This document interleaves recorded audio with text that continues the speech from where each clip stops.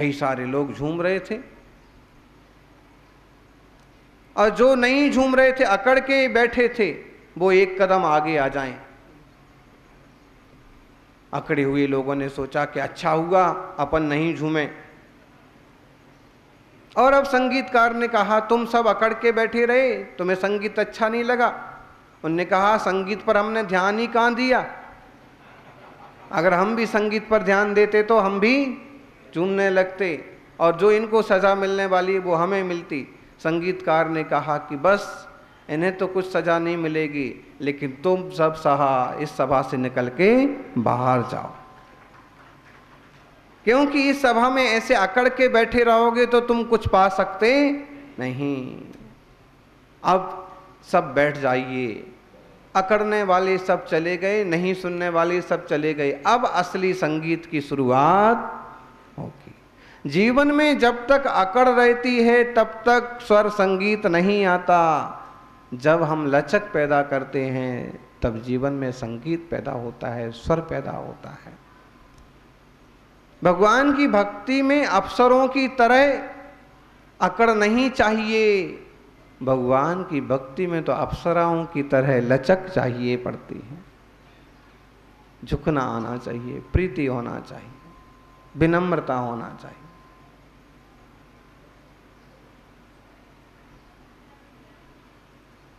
संगीत हो, जिनवाणी का स्वर संगीत हो, और आप ना झूमें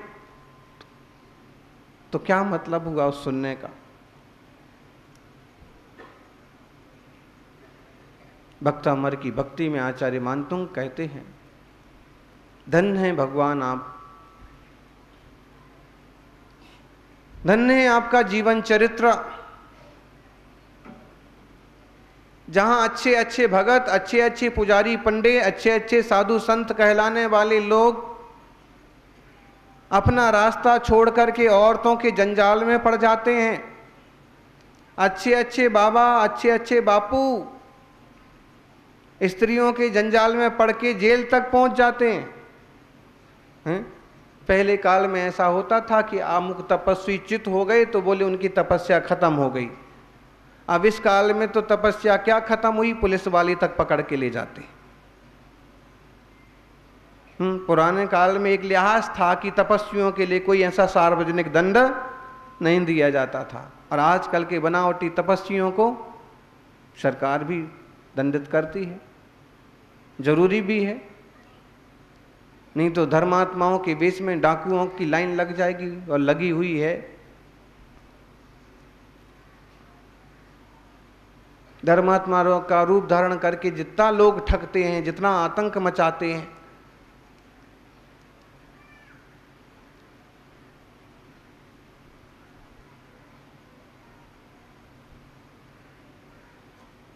ठगे जाते हैं सभी। लेकिन हे भगवान आप नहीं ठगे, आप नहीं डिगे। 15वां काव्य देखिए भक्तामर का। चित्रम किमत्र यदि ते त्रिदशांगनाभिर्नितं मनांगपि मनो न विकार मार्गम कल्पांत काल मरुता चलिता चलेन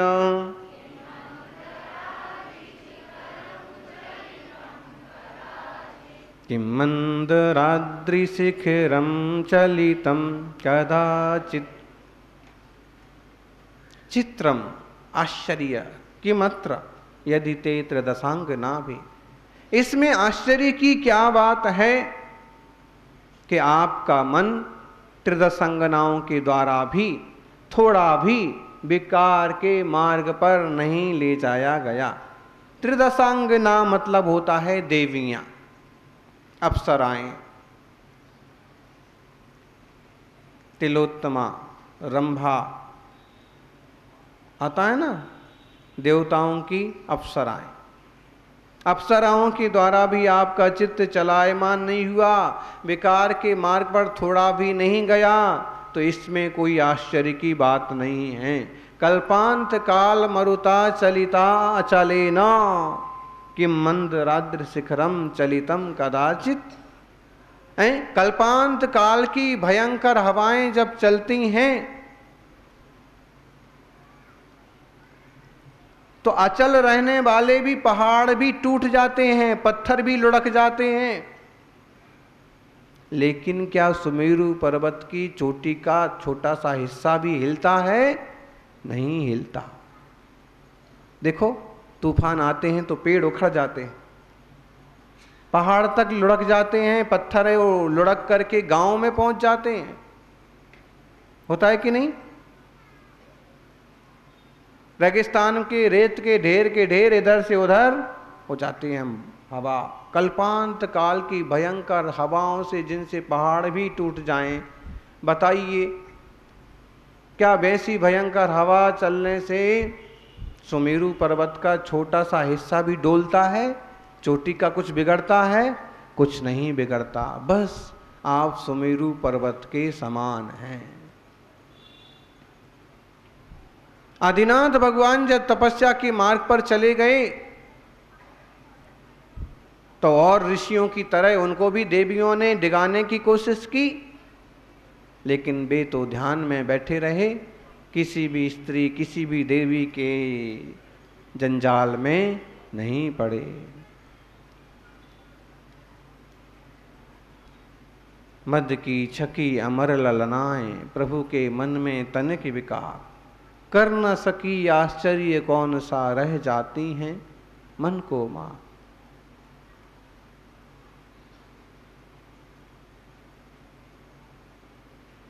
प्रसिद्ध है, कई सारी कथाएं आती हैं।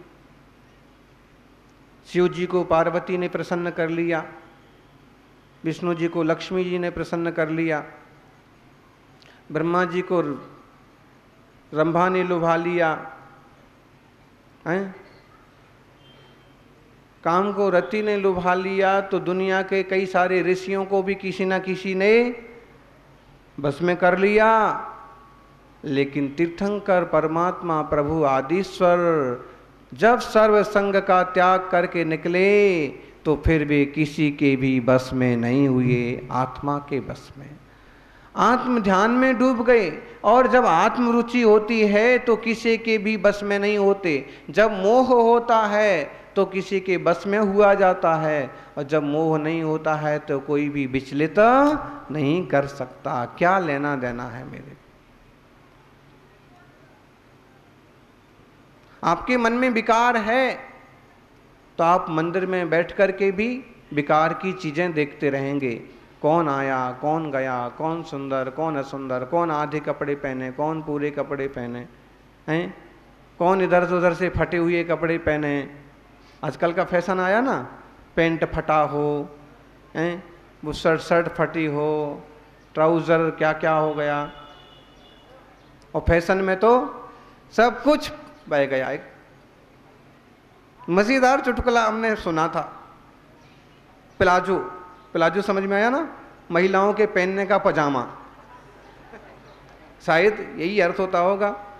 तो इस पर हमने पढ़ा,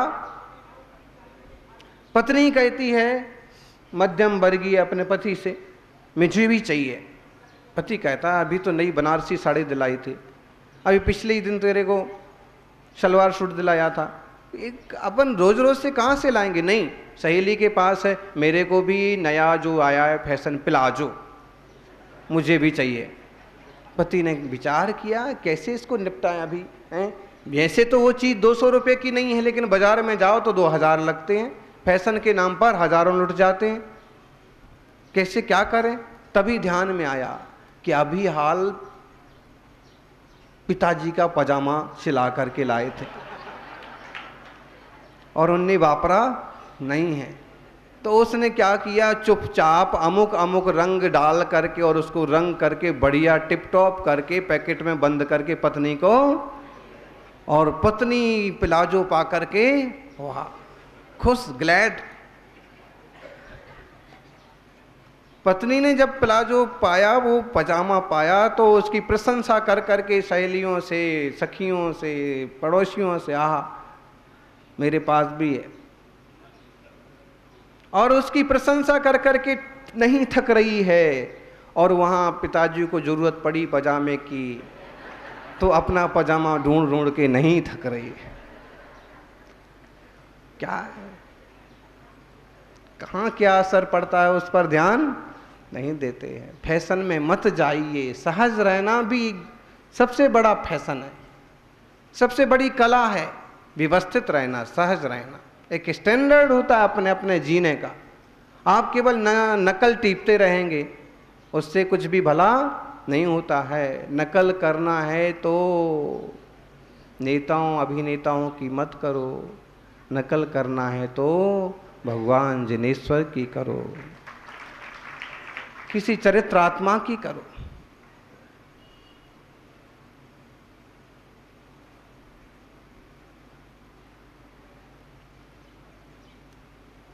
सारे लोग विचलित हो गए होंगे, लेकिन तीर्थंकर महामुनि कभी किसी तरह से विचलित नहीं होते।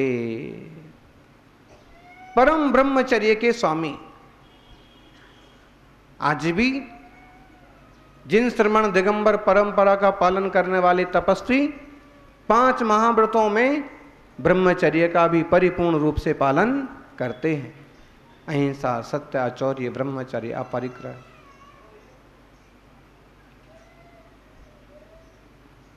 ज्ञानियों, बहुत अधीर मत बनिए। कभी कोई चित्र देख लेते हैं, कभी कोई सुंदर रूप देख लेते हैं और ऐसे अधीर हो जाते हैं, बिल्कुल आहें भरने लगते, जबकि उसमें क्या भरा हुआ है, हैं? कितना भी कोई लीप पोत करके आए, कितना भी कोई सुंदर बन के आए, लेकिन उस शरीर के भीतर भरा क्या है? हैं? लड्डू पूरी निकलेगा उसमें से?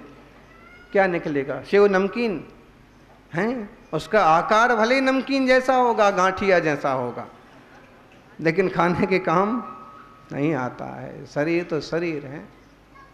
नाक में से निकलता है बाल, दिखता जरूर घी जैसा है, लेकिन रोटी की लगाने के काम आता है? नहीं आता। तो शरीर की जो कंडीशन है, असुचि भावना,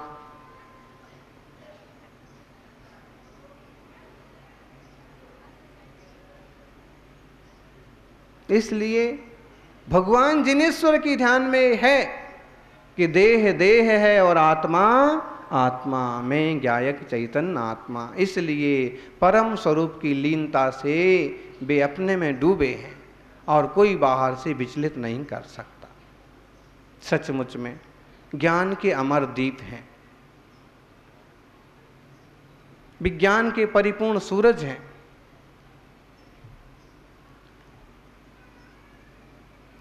ऐसे अविचलित हैं, अपने ज्ञान घन में ऐसे लीन हैं कि कोई विचलित नहीं कर सकता। आचार्य देव मानतुंग स्वामी ने तो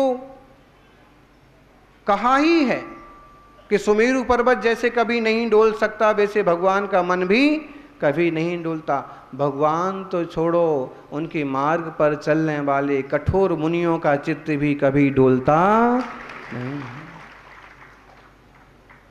जिनसे आचार्य महापुराण में एक प्रसंग लिखा।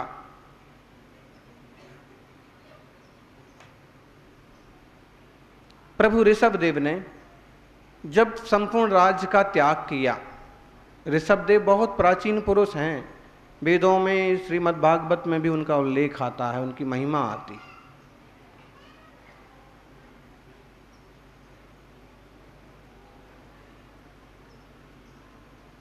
वहां एक प्रसंग लिखा कि जब वह सर्वसंग का त्याग करके तपस्या के लिए चले, तब उन्होंने भरत को राजा बना दिया, बाहुबली को राजा बना दिया, अपने 100 बेटों के लिए जगह जगह का राजा बना दिया।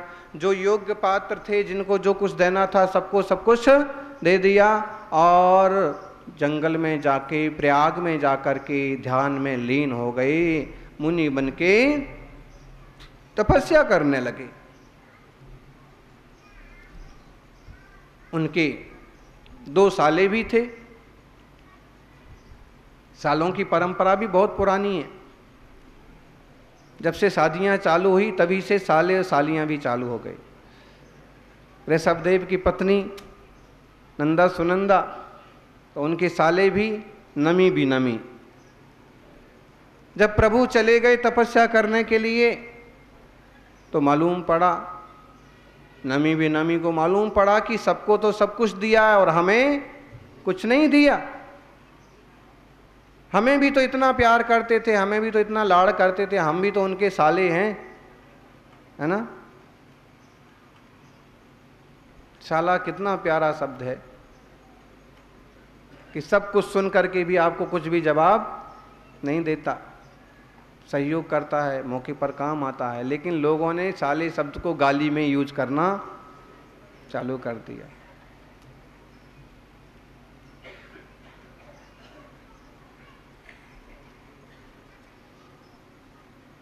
उन्हें मालूम पड़ा प्रयाग में ध्यान में लीन हैं, पहुंच गए दोनों और बहुत आग्रह करने लगे, हमें भी कुछ दो, हमें भी कहीं का राज दो, हमें तो आपने कुछ दिया नहीं, हम तो वैसे के वैसे रह गए, वगैरह वगैरह। भगवान ध्यान में बैठे हुए क्या बोलेंगे, क्या इशारा करेंगे? हैं? ये कोई नकली ध्यान वाले साधु सन्यासी तो नहीं है कि कोई सामान्य लोग आए तो आंखें बंद करके बैठ गए, वो कोई धनपति आया तो बातचीत चालू हो गई। वो तो आत्म ध्यान में लवलीन रहने वाले परम मुनि हैं, उन्हें क्या दुनिया से, क्या रिश्तों से।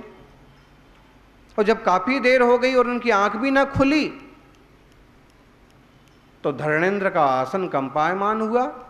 उसके अवधि ज्ञान में आया कि ऋषभदेव भगवान को विचलित किया जा रहा है, नमी बिनमी दोनों मांग रहे हैं उनसे राज्य, जबकि वे ध्यान में। मुझे जाकर के कुछ व्यवस्था करना चाहिए। और धर्मेंद्र ने जाकर के उन भोले प्राणियों को डांटा पीटा फटकारा नहीं, अभी तो वहां से हटा के अपने पास बुलाया, इधर आओ। अरे तुम लोग भगवान से मांग रहे हो, लेकिन भगवान ने तो तुम्हें पहले ही दे दिया।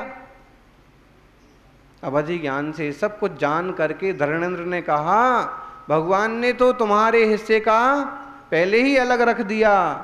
देखो, विजयार पर्वत की उत्तर श्रेणी दक्षिण श्रेणी दो बड़े बड़े प्रांत हैं, प्रदेश हैं, और वहाँ का राज्य, उत्तर का राजा तुम्हें बनाया है, दक्षिण का राजा तुम्हें बनाया है, और साथ में ये विद्याएं लो, इन विद्याओं के बल से तुम आकाश में चल सकोगे, तुम आकाश में उड़ सकोगे। भरत चक्रवर्ती तो जमीन पर रहेंगे और तुम आसमान में भी चल सकोगे।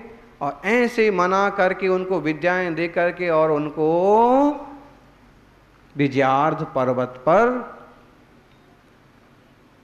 नियोजित किया। धर्मेंद्र ने भले उनका उपसर्ग टाला, लेकिन भगवान फिर भी डिगे नहीं।